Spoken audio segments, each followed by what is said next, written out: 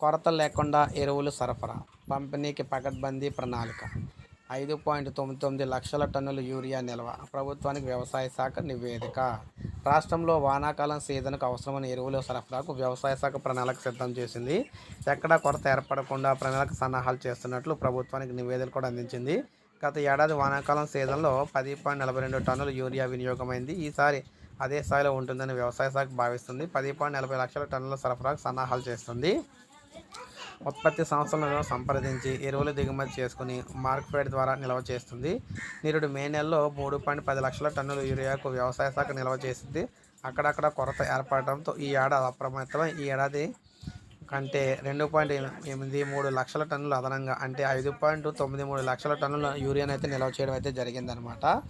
So మొత్తం మేము చూసుకున్నట్లయితే ఈ విధంగా అన్ని ఏర్పాట్లు అయితే చేశారు. నానో యూరియా కూడా పెంచేందుకు సన్నాహాలు అయితే చేస్తూ ఉన్నారు. ఈ విధంగా తెలంగాణలో వానాకాలం పంటలకు సంబంధించి ఎరువులన్నీ కూడా పకడ్బందీగా సిద్ధం చేయడం జరిగింది. సో ఇది మనకి లేటెస్ట్ అప్డేట్. ఒక లైక్ చేయండి, సబ్స్క్రైబ్ చేసుకోండి, మన ఛానల్ సబ్స్క్రైబ్ చేసుకోండి.